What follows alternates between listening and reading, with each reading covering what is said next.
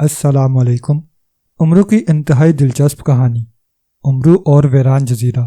امرو بڑے اطمینان سے ایک بڑے بحری جہاز پر سفر کرتا ہوا سمندر کے درمیان واقع دور ایک جزیرے کی طرف جا رہا تھا۔ یہ مسافر بردار جہاز تھا اور امرو کے ساتھ اس جہاز میں اور بھی بے شمار مسافر سوار تھے۔ کیونکہ اس جہاز نے اس جزیرے کے قریب سے گزرنا تھا، اس لیے امرو اس جہاز میں سوار ہو گیا تھا اور جہاز کے کپتان نے اس سے وعدہ کیا تھا کہ وہ اسے جزیرے پر اتار دے گا۔ اس جزیرے کا نام تو کوئی اور تھا، لیکن اس جزیرے کو سب لوگ بوڑھی جادوگرنی کا جزیرہ کہتے تھے، کیونکہ کہا جاتا تھا کہ پرانے زمانے میں اس جزیرے پر ایک بوڑھی جادوگرنی رہتی تھی جو بے حد ظالم تھی اور لوگوں کو زندہ جلا دیتی تھی۔ اس لیے یہاں کی ساری آبادی بھاگ گئی تھی۔ پھر جادوگرنی مر گئی، لیکن اب بھی طویل عرصہ گزر جانے کے باوجود اس جزیرے پر کوئی آبادی نہ تھی، وہ ویران تھا، کیونکہ لوگوں کے مطابق اب بھی بوڑھی اور ظالم جادوگرنی کی روح اس جزیرے پر رہتی تھی، اور جو بھی اس جزیرے پر جاتا تھا وہ رات پڑتے ہی مر جاتا تھا۔ لیکن اس کے ساتھ ساتھ یہ بات بھی بے حد مشہور تھی کہ یہ بوڑھی جادوگرنی بے حد امیر تھی اور اس کا بہت بڑا خزانہ اب بھی اس جزیرے پر واقع پہاڑوں کے درمیان موجود ہے۔ بے شمار لوگوں نے وہاں جا کر وہ خزانہ حاصل کرنے کی کوشش کی، لیکن وہ سب پراسرار طور پر مر گئے۔ جب امرو کو اس خزانے کی خبر ہوئی تو اس نے اپنی لالچی طبیعت سے مجبور ہو کر فیصلہ کر لیا کہ وہ اس جزیرے پر جائے گا اور وہاں سے خزانہ حاصل کرے گا۔ وہ امرو عیار تھا، اس لیے وہ کسی جادوگرنی سے نہ ڈرتا تھا، اور اب وہ خزانہ حاصل کرنے کے لیے اس بحری جہاز پر سوار ہو کر جزیرے پر جا رہا تھا۔ وہ جہاز کے سب مسافروں حتیٰ کہ کپتان نے بھی اسے جزیرے پر جانے سے ڈرایا تھا، لیکن امرو نے کسی کی ایک نہ مانی تھی، کیونکہ وہ ہر صورت میں خزانہ حاصل کرنا چاہتا تھا۔ ابھی وہ جزیرہ کافی دور تھا کہ اچانک سمندر میں ایک خوفناک طوفان آ گیا۔ یہ طوفان اس قدر شدید تھا کہ جہاز کو نہ بچایا جا سکا اور جہاز ٹکڑے ٹکڑے ہو کر سمندر میں غرق ہو گیا۔ امرو نے بڑی مشکل سے ایک چھوٹی سی کشتی پر قبضہ کر کے اسے سمندر میں ڈال دیا تھا، اس لیے وہ اس کشتی میں ہونے کی وجہ سے سمندر میں ڈوبنے سے بچ گیا۔ جہاز اپنے مسافروں سمیت غرق ہو گیا تو امرو چپو چلاتا ہوا سمندر میں آگے بڑھتا چلا گیا۔ طوفان بھی ختم ہو گیا۔ یوں لگتا تھا جیسے یہ طوفان آیا ہی جہاز کو غرق کرنے کے لیے ہو، اور سوائے امرو کے باقی اور بھی کوئی مسافر زندہ نہ بچا تھا۔ اگر امرو طوفان کے آثار دیکھتے ہی اپنی عقل مندی کی وجہ سے کشتی پر قبضہ کر کے اسے سمندر میں نہ ڈال دیتا تو وہ بھی یقیناً جہاز کے دوسرے مسافروں کے ساتھ سمندر میں غرق ہو چکا ہوتا۔ لیکن اب بھی وہ بے حد پریشان تھا، کیونکہ دور دور تک کوئی جزیرہ یا زمین نظر نہ آ رہی تھی، اور امرو کے پاس نہ پینے کا پانی تھا اور نہ کھانے کا سامان۔ کشتی بھی چھوٹی سی تھی۔ سب سے زیادہ بدقسمتی یہ تھی کہ اڑنے والی سنہری چپلوں کی میعاد ختم ہو گئی تھی۔ چپلیں 1 سال تک کام دیتی تھیں، پھر ان کی میعاد ختم ہو جاتی تو انہیں 1 ماہ کے لیے رکھ دیا جاتا۔ 1 ماہ گزرنے کے بعد یہ چپلیں دوبارہ استعمال ہوتی اور 1 سال تک کام کرتی۔ اس لیے سنہری چپلیں وہ گھر ہی رکھایا تھا، ورنہ تو اسے بحری جہاز پر سفر کرنے کی بھی ضرورت نہ رہتی اور وہ ان چپلوں کی مدد سے اڑ کر جزیرے پر پہنچ جاتا۔ امرو کشتی چلاتا ہوا آگے بڑھا چلا جا رہا تھا کہ اچانک اسے دور سے انسانی چیخ سنائی دی۔ امرو نے چونک کر سر اٹھایا تو وہ یہ دیکھ کر حیران رہ گیا کہ دور سمندر کے پانی کا ایک ریلا فضا میں بلند ہو کر دائرے کی صورت میں گھوم رہا تھا، اور اس دائرے کے اندر ایک بوڑھی اور بدشکل عورت دونوں ہاتھ اٹھائے ہوئے اسے دیکھ رہی تھی۔ اس کے منہ کے دونوں کناروں پر 2 بڑے بڑے دانت تھے، سر کے بال لمبے اور دونوں بازوؤں پر پھیلے ہوئے تھے۔ اس کے جسم پر سفید رنگ کا لباس تھا۔ اس کے پیچھے پہاڑ نظر آ رہا تھا۔ چیخوں کی آوازیں اس دائرے سے ہی آ رہی تھیں۔ ابھی امرو یہ دیکھ ہی رہا تھا کہ یکلخت دائرہ امرو کی طرف بڑھنے لگا، اور پھر پلک جھپکنے میں وہ امرو پر چھا گیا۔ امرو کو یوں محسوس ہوا جیسے وہ پانی میں ڈوب گیا ہے، لیکن چند لمحوں بعد اچانک اسے محسوس ہوا کہ وہ خشکی پر کھڑا ہے۔ تو اس نے حیرت سے ادھر ادھر دیکھا تو وہ یہ دیکھ کر حیران رہ گیا کہ وہ واقعی سمندر کی بجائے ایک جزیرے پر کھڑا تھا۔ وہ کشتی بھی غائب ہو چکی تھی، اور اس جزیرے پر دور اسے وہی پہاڑ نظر آ رہے تھے جو اس نے پانی میں دیکھے تھے۔ یہ میں کہاں آ گیا ہوں؟ امرو نے حیرت بھرے لہجے میں کہا۔ تم میرے جزیرے پر ہو امرو عیار؟ اچانک ایک چیختی ہوئی آواز سنائی دی تو امرو چونک کر ادھر دیکھنے لگا جدھر سے آواز آئی تھی، اور پھر اس نے اسی بدصورت عورت کو اپنی طرف آتے دیکھا جسے اس نے دائرے میں دیکھا تھا۔ کون ہو تم؟ امرو نے اس سے پوچھا۔ مجھے بوڑھی جادوگرنی کہا جاتا ہے اور یہ جزیرہ میرا ہے۔ یہاں میرا خزانہ ہے، اور مجھے معلوم ہے کہ تم یہ خزانہ حاصل کرنے آ رہے تھے، اس لیے میں نے اپنے جادو کے زور سے اس جہاز کو ہی غرق کر دیا لیکن تم بچ گئے۔ پھر میں نے تمہیں یہاں جزیرے پر ہی بلا لیا تاکہ یہاں میں تمہیں زندہ جلا سکوں۔ جادوگرنی نے کہا، لیکن تم کیسے وہ بوڑھی جادوگرنی ہو سکتی ہو؟ اس کے متعلق تو مجھے بتایا گیا ہے کہ وہ بوڑھی اور انتہائی بدصورت جادوگرنی تھی، جبکہ تم تو ابھی جوان ہو اور خوبصورتی میں بھی کسی سے کم نہیں ہو۔ تمہارے یہ ریشم جیسے لمبے لمبے بال، تم کیسے وہ ہو سکتی ہو؟ امرو نے فوراً ہی اپنی عیاری شروع کرتے ہوئے اس بوڑھی جادوگرنی کی تعریف کرنا شروع کر دی تو بوڑھی کے چہرے پر حیرت کے تاثرات ابھر آئے۔ تم مجھے خوبصورت اور جوان کہہ رہے ہو جبکہ میری عمر ہزاروں سال ہے اور میں جادو کے زور پر زندہ ہوں، ورنہ کب کی مر کھپ گئی ہوتی، اور مجھے تو سب بدصورت اور ظالم کہتے ہیں۔ بوڑھی جادوگرنی نے حیرت بھرے لہجے میں کہا، جو کہتے ہیں وہ بالکل غلط کہتے ہیں، تم خوبصورت ہو اور جوان بھی۔ امرو نے جواب دیا، لیکن میرے بال تو خشک ہیں اور میرے چہرے پر جھرریاں ہیں، پھر تم مجھے کیسے جوان کہہ سکتے ہو؟ بوڑھی جادوگرنی نے کہا، یہ معمولی باتیں ہیں، میں حکیم الحکمہ ہوں، دنیا کا سب سے بڑا حکیم۔ میرے پاس ایک ایسا نسخہ ہے کہ جس کے لگاتے ہی تمہارے بال انتہائی خوبصورت اور چمکدار ہو جائیں گے، تمہارے چہرے پر موجود جھریاں بھی ختم ہو جائیں گی، تمہارا یہ دبلا پتلا جسم بھر جائے گا اور تم اس قدر خوبصورت ہو جاؤ گی کہ پرستان کی شہزادی بھی تمہارے سامنے بدصورت نظر آنے لگ جائے گی۔ خواجہ امرو نے اسے چکر دیتے ہوئے کہا، کیا واقعی ایسا ہو سکتا ہے؟ بوڑھی جادوگرنی نے کہا تو امرو دل ہی دل میں ہنس پڑا، کیونکہ اب اسے معلوم ہو گیا تھا کہ یہ بوڑھی جادوگرنی اس کے عیاری کے جال میں بری طرح پھنس گئی ہے۔ ہاں کیوں نہیں، ابھی اس کا تجربہ ہو جائے گا، لیکن میری ایک شرط ہے، اور وہ شرط یہ ہے کہ تم یہ بتاؤ کہ تمہاری جان کس میں ہے۔ امرو نے کہا تو بوڑھی جادوگرنی چونک پڑی، اس کے چہرے پر غصے کے تاثرات ابھر آئے تھے۔ کیوں؟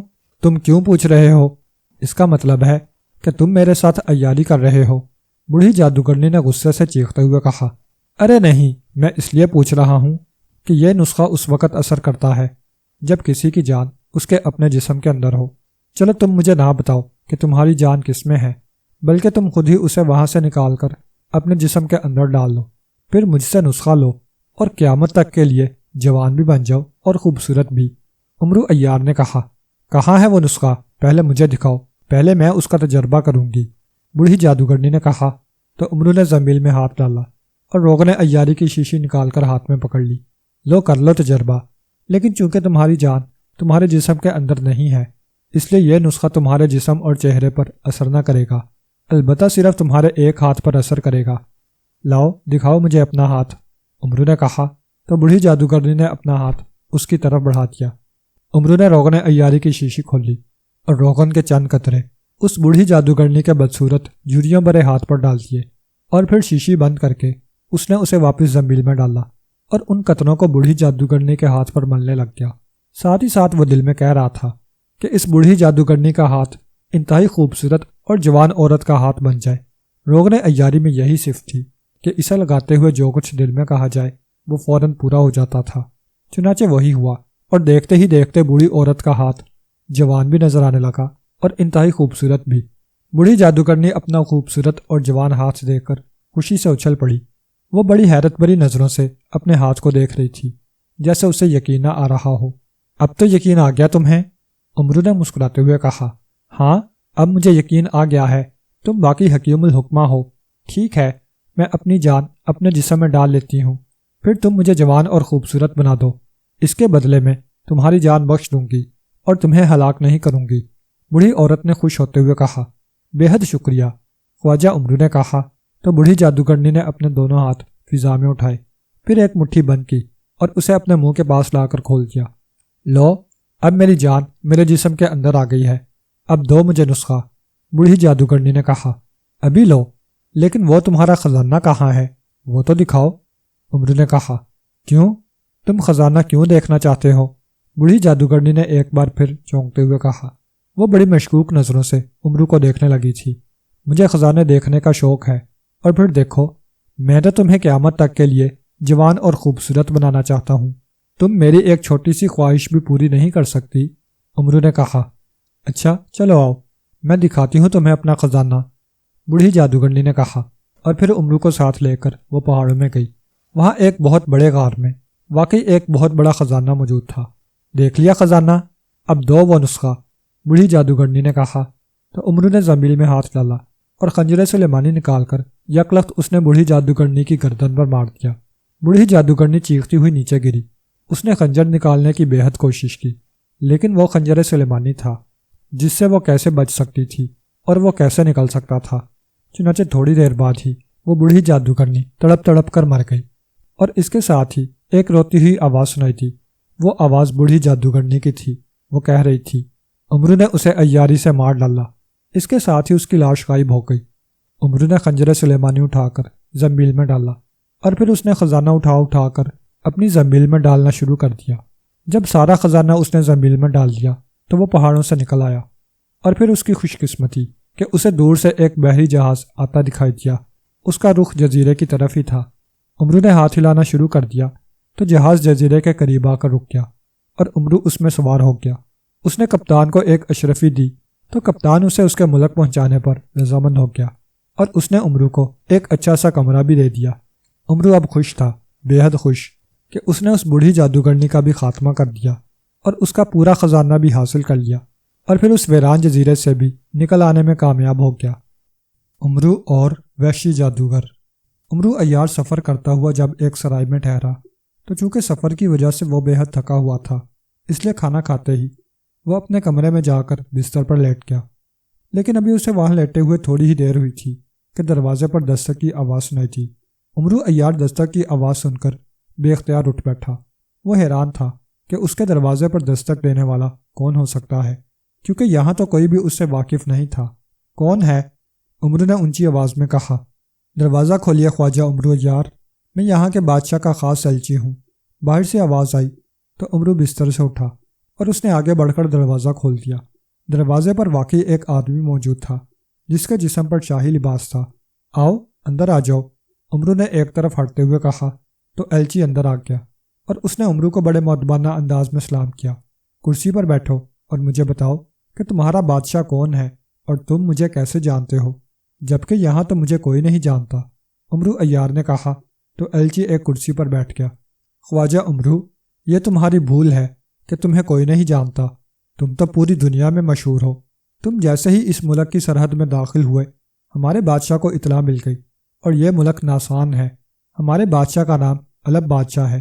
علب بادشاہ آج کل بے حد پریشان ہے، کیونکہ ایک وحشی بوڑھے جادوگر نے، جس کا قلعہ یہاں سے دور ایک ویران علاقے میں ہے، وہ علب بادشاہ کے فوجیوں کو پکڑ کر اپنے قلعہ میں لے جاتا ہے اور پھر انہیں ہلاک کر کے ان کا خون پی جاتا ہے، ان کی لاشیں واپس پھینک دیتا ہے۔ علب بادشاہ نے فوجیں لے کر اس پر حملہ کیا، لیکن چونکہ وہ بہت بڑا جادوگر ہے اس لیے فوجوں کے جاتے ہی قلعہ غائب ہو جاتا ہے۔ جب علب بادشاہ کو اطلاع ملی کہ دنیا کا سب سے بڑا عیار خواجہ عمرو عیار اس کے ملک میں آیا ہے تو وہ بے حد خوش ہوا۔ اس نے تمہیں بلا بھیجا ہے تاکہ تمہیں تمہاری مرضی کا انعام دے کر اس جادوگر کا خاتمہ کرائے، ایلچی نے تفصیل بتاتے ہوئے کہا، اور انعام کا سن کر عمرو کی آنکھوں میں چمک آ گئی۔ اچھا، اگر انعام کی بات ہے تو میں ضرور چلوں گا، عمرو نے خوش ہوتے ہوئے کہا، اور پھر تیار ہو کر وہ بادشاہ کے ایلچی کے ساتھ اس کی بگی میں سوار ہو کر شاہی محل کی طرف روانہ ہو گیا۔ وہاں علب بادشاہ نے اس کا بڑے پرجوش انداز میں استقبال کیا، اس کی بے حد تعریف کی، اور پیشگی انعام کے طور پر اسے بہت سے ہیرے جواہرات دیے۔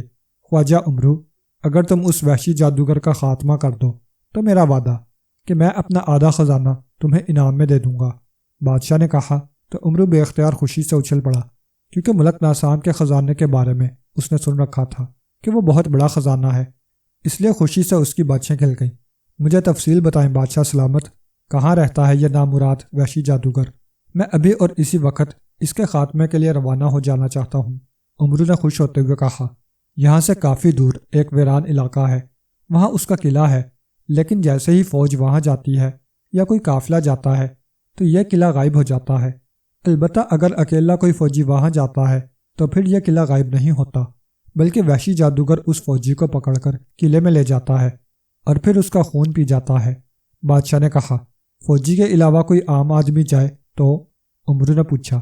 نہیں، یہ وحشی جادوگر صرف فوجی کو نظر آتا ہے اور فوجی کو ہی پکڑتا ہے، دوسرا آدمی چاہے وہ اکیلا ہی کیوں نہ ہو اسے نہ اس کا قلعہ نظر آتا ہے اور نہ وحشی جادوگر، بادشاہ نے جواب دیا۔ پھر تو مجھے بھی فوجی بن کر وہاں جانا پڑے گا، لیکن میرے پاس تو فوجی گھوڑا ہی نہیں ہے، عمرو نے کہا۔ گھوڑے کی فکر مت کرو خواجہ عمرو، جنگی گھوڑا تمہیں مہیا کر دیا جائے گا اور تم گھوڑے پر بیٹھ کر تلوار لہراتے ہوئے جانا، پھر وہ وحشی جادوگر لازماً تمہیں فوجی سمجھ کر قلعے میں لے جائے گا اور پھر تم اپنی عیاری سے اس کا خاتمہ کر دینا۔ بادشاہ نے کہا تو عمرو نے اس بات میں سر ہلا دیا۔ دوسرے روز صبح کو ناشتہ سے فارغ ہو کر عمرو عیار نے استبل سے جنگی گھوڑا حاصل کیا اور اس پر بیٹھ گیا۔ گھوڑے کے سر اور گردن کے گرد فوجی انداز کا کپڑا لپٹا ہوا تھا۔ اس کے ماتھے پر فولادی سینگ بھی تھے، کیونکہ جنگی گھوڑے ان سینگوں کی مدد سے بھی مخالف گھوڑوں اور سپاہیوں کو مار ڈالتے تھے۔ عمرو اس جنگی گھوڑے پر بیٹھا اور اس نے تلوار ہاتھ میں پکڑ لی۔ دوسرے لمحے اس نے گھوڑے کو ایڑ لگائی تو گھوڑا بجلی کی سی تیزی سے بھاگتا ہوا اس طرف کو بڑھنے لگا جدھر اس وحشی جادوگر کا قلعہ تھا۔ تقریباً 1 گھنٹے کے سفر کے بعد عمرو کو وہ قلعہ نظر آ گیا جو ایک اونچے ٹیلے پر بنا ہوا تھا۔ اسی لمحے اسے قلعے کے قریب ہی ایک آدمی کا چہرہ نظر آنے لگا۔ اس نے سر پر پٹی باندھ رکھی تھی، اس کی بڑی بڑی سرخ آنکھیں تھیں، سر اور داڑھی کے بال بکھرے ہوئے تھے اور وہ واقعی کوئی وحشی آدمی نظر آ رہا تھا۔ پھر چند لمحوں تک اس کی شکل نظر آئی اور پھر غائب ہو گئی، اور پھر تھوڑی ہی دیر بعد عمرو کو اچانک محسوس ہوا جیسے اس کی آنکھیں بند ہوتی جا رہی ہوں، اسے انتہائی زور کی نیند آ رہی ہو۔ اس نے آنکھیں کھولنے کی بے حد کوشش کی لیکن بے سود، اس کی آنکھیں بند ہو گئیں اور دماغ پر جیسے سیاہ چادر سی پھیلتی چلی گئی۔ پھر اس کے ذہن میں روشنی کی لکیر سی نمودار ہوئی اور آہستہ آہستہ روشنی پھیلتی چلی گئی۔ اس کے ساتھ ہی اس کی آنکھیں کھل گئیں۔ پوری طرح ہوش میں آتے ہی عمرو نے دیکھا کہ وہ ایک بڑے سے کمرے میں موجود تھا۔ کمرے کے سامنے دروازے کی بجائے لوہے کی موٹی موٹی سلاخیں تھیں۔ عمرو نے جلدی سے اپنی زنبیل کی طرف دیکھا، لیکن یہ دیکھ کر اس کا دل دھک سے رہ گیا کہ نہ ہی اس کی تلوار اس کے پاس تھی اور نہ زنبیل۔ تلوار کی تو اسے اتنی فکر نہ تھی، لیکن زنبیل کے بغیر تو وہ کسی کام کا نہ تھا۔ وہ جلدی سے اٹھا اور سلاخوں کی طرف بڑھ گیا۔ ارے یہاں کوئی ہے جو میری بات سنے؟ ارے کوئی ہے؟ عمرو نے سلاخیں پکڑ کر زور زور سے چیختے ہوئے کہا۔ کیا بات ہے، کیوں چیخ رہے ہو؟ اچانک ایک طرف سے ایک ملازم نے سلاخوں کی طرف آتے ہوئے کہا۔ اس کے ہاتھ میں تلوار تھی اور اس کے جسم پر ملازموں جیسا لباس تھا۔ تم کون ہو اور میں کہاں ہوں؟ مجھے کس نے اس جیل خانے میں قید کیا ہے؟ عمرو عیار نے جان بوجھ کر کہا تاکہ اس ملازم سے وہ اس جادوگر کا اصل نام معلوم کر سکے۔ یہ ہمارے آقا بشناک جادوگر کا محل ہے اور تم بشناک جادوگر کے قیدی ہو۔ آج رات بشناک جادوگر تمہیں ہلاک کر کے تمہارا خون پیے گا۔ ملازم نے جواب دیتے ہوئے کہا۔ بشناک جادوگر؟ او، یہ وہی جادوگر تو نہیں ہے جو اپنے سر پر پٹی باندھتا ہے؟ عمرو نے فوراً ہی کہا۔ ہاں، کیوں؟ ملازم نے حیران ہو کر پوچھا۔ او، اسے فوراً جا کر کہو کہ میری بات سنے، ورنہ آج رات پڑنے سے پہلے وہ خود ہلاک ہو جائے گا۔ عمرو نے کہا۔ کس میں ہمت ہے کہ ہمیں ہلاک کر سکے؟ اچانک ایک اصیلی آواز سنائی دی اور عمرو نے دیکھا کہ ایک لمبا تڑنگا آدمی جس کے جسم پر سرخ رنگ کا لباس تھا اس کی طرف آ رہا تھا۔ اس کے سر اور داڑھی کے بال بکھرے ہوئے تھے اور سر پر پٹی بندھی ہوئی تھی۔ یہ وہی وحشی جادوگر تھا جس کا چہرہ اس نے دیکھا تھا۔ تم بشناک جادوگر ہو؟ عمرو نے کہا۔ ہاں، ہمارا نام بشناک جادوگر ہے اور آج رات ہم تمہارا خون پئیں گے۔ ہمیں فوجیوں کا خون پینے کا بے حد شوق ہے، وحشی جادوگر نے کہا۔ تو پھر سنو بشناک جادوگر، تمہیں معلوم ہی نہیں ہے کہ آج رات پڑنے سے پہلے ہی تم ہلاک ہو جاؤ گے، کیونکہ میں فوجی نہیں ہوں۔ میرا نام خواجہ عمرو ہے اور میں طلسم ہوشربا کے شہنشاہ افراسیاب کا شاہی حکیم ہوں، حکیم الحکمہ شاہی حکیم۔ اور یہ بھی بتا دوں کہ شہنشاہ افراسیاب کو آج صبح جادو دیوتا کا پیغام ملا تھا کہ وہ طلسم ہوشربا میں ایسے تمام جادوگروں کو جو سر پر پٹیاں باندھتے ہیں انہیں قید خانے میں ڈال دے، کیونکہ جادو دیوتا نے فیصلہ کیا ہے کہ ایسے تمام جادوگروں کو رات پڑنے سے پہلے ہلاک کر دیا جائے۔ شہنشاہ افراسیاب کا ایک قریبی عزیز کالے پہاڑوں میں رہتا ہے۔ اس کی بھی عادت ہے کہ وہ سر پر پٹی باندھتا ہے، اور شہنشاہ افراسیاب نہ چاہتا تھا کہ وہ بھی ہلاک ہو جائے، اس لیے اس نے مجھے جنگی گھوڑا دے کر بھیجا کہ میں جلد از جلد اس کے پاس پہنچ کر اسے یہ ساری باتیں بتا سکوں تاکہ وہ سر سے پٹی اتار دے، کیونکہ اسے پٹی باندھنے کا بے حد شوق ہے۔ اس طرح اس کی زندگی بچ جائے گی، مگر تم نے مجھے قید کر لیا۔ عمرو عیار نے اپنی عیاری کا جال پھیلاتے ہوئے کہا۔ اچھا، اگر یہ بات ہے تو پھر میں یہ پٹی اتار دیتا ہوں، مجھے اس کے باندھنے کا کوئی شوق نہیں ہے، وحشی جادوگر نے کہا، اور پھر اس نے پٹی اتار دی۔ اب اس پٹی کو تم کہاں پھینکو گے؟ عمرو نے پوچھا۔ کیوں؟ تم کیوں پوچھ رہے ہو؟ وحشی جادوگر نے چونک کر پوچھا۔ اس لیے کہ اگر اس پٹی کو تم نے وہ خاص تیل لگائے بغیر پھینک دیا جو میرے پاس ہے، تو پھر رات پڑتے ہی اس پٹی کو خود بخود آگ لگ جائے گی، اور جیسے ہی اس پٹی کو آگ لگے گی تم بھی ساتھ ہی جل جاؤ گے۔ اس لیے اس پر خاص تیل لگانا پڑتا ہے تاکہ اسے آگ نہ لگ سکے۔ عمرو نے کہا، کہاں ہے وہ تیل؟ مجھے دو تاکہ میں اس پٹی پر لگا سکوں۔ تم نے تو مجھے خواہ مخواہ الجھن میں ڈال دیا ہے۔ اگر تم طلسم ہوشربا اور اس کے شہنشاہ افراسیاب اور جادو دیوتا کا نام نہ لیتے تو میں سمجھتا کہ تم ویسے ہی باتیں کر رہے ہو، لیکن اب تمہاری باتیں سن کر میں پریشان ہو گیا ہوں۔ وحشی جادوگر نے ہونٹ بیچتے ہوئے کہا، وہ میرا تھیلا کہاں ہے؟ وہ مجھے دو، میں تمہیں اس میں سے خاص تیل نکال دیتا ہوں۔ عمرو عیار نے کہا تو وحشی جادوگر نے ہاتھ فضا میں لہرایا تو اس کے ہاتھ میں عمرو عیار کی زنبیل آ گئی، جو اس نے عمرو عیار کی طرف بڑھا دی۔ عمرو عیار نے جلدی سے زنبیل لے لی۔ اس کے چہرے پر اب اطمینان کی جھلکیاں ابھر آئی تھیں۔ اب اس جیل سے مجھے باہر نکال لو، اور ہاں یہ بتاؤ کہ تمہاری جان تو تمہارے اندر ہی ہے نا؟